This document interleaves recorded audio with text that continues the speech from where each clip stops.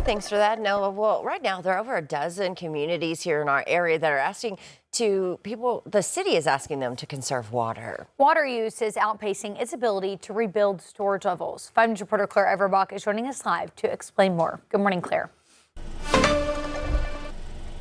Good morning, Tiffany. Joe, some of those cities just include Bella Vista, Decatur, Centerton, and Farmington, as well as a few others. You can find the full list on our website. Until further notice, residents are being asked to limit lawn watering and also avoid filling their pools. This is mainly a preventative measure so that the reservoirs don't get too low as the heat and the dry weather continues. The Arkansas Department of Agriculture says conservation measures help water systems maintain their supplies until their sources can return to full capacity.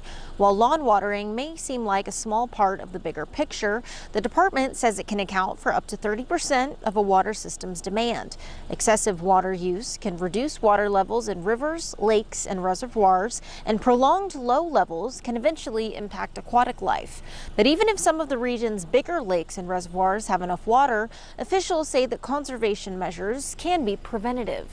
We have some smaller lakes around the area with water suppliers that are issuing curtailments. We really advise folks to listen to those. Some of it may not be that they have enough water, but it may be the time that it takes to treat it and get it to the customers. And so please listen to those water suppliers.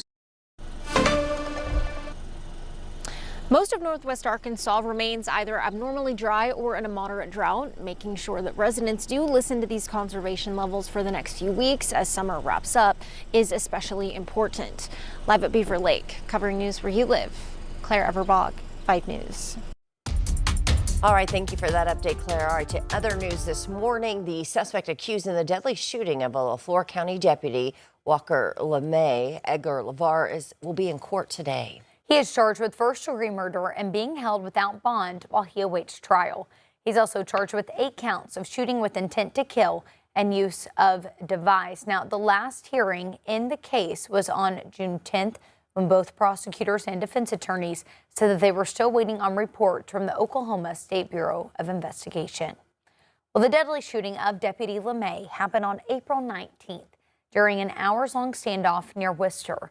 The town's police chief, Andy Thompson, was also injured. Police say the standoff started after law enforcement responded to a welfare check. Today's hearing will happen in LaFleur County Court in Podo. Well, another lawsuit has been filed against XAI in connection with the Bentonville child sexual abuse materials case. Photographer Russell Bloodworth is accused of using AI program Grok to generate explicit pictures and videos. He was arrested in June, and an affidavit says police found around 1,700 images and videos in his home and phone. The latest class action lawsuit says altered content of 6 children were part of the materials found on his devices. The complaint argues that XAI and founder Elon Musk did not put guardrails in place for their technology. XAI is facing other lawsuits in connection with the Bloodworth case, including at least 2 filed at the state level in Benton County. XAI is also suing Bloodworth, saying that he violated the program's policies and caused the other lawsuits. Bloodworth has pleaded not guilty to multiple criminal charges. You can read much more on the case at 5newsonline.com. We've been following the case against former state representative Austin McCollum. He resigned from his House 8 district seat after his arrest on August 1st. You remember he's charged with aggravated assault, domestic battery, and false imprisonment. But McCollum is the only candidate running for Benton County judge this November.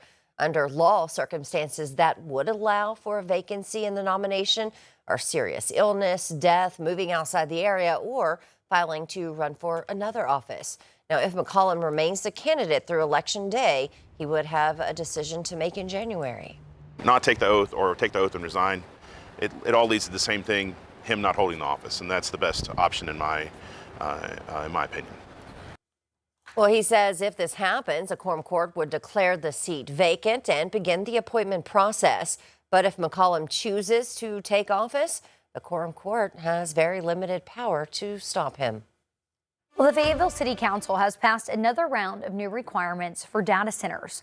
A city committee took a look at an earlier ordinance and determined that some rules needed to be strengthened. Some have to do with additional reporting requirements. Another requires battery-powered generators as the main backup for electricity. A city attorney said more regulations could come in the future. Council members said in the meantime, this is a better start. Even though we have a good ordinance in place, we felt it was important that we significantly strengthen it, and I think we have done that. Again, we do not know of any proposed data center projects in Northwest Arkansas.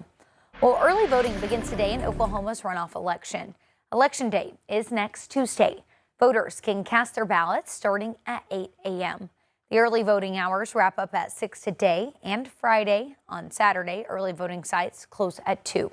You can find information about early voting sites on the State Election Board's website.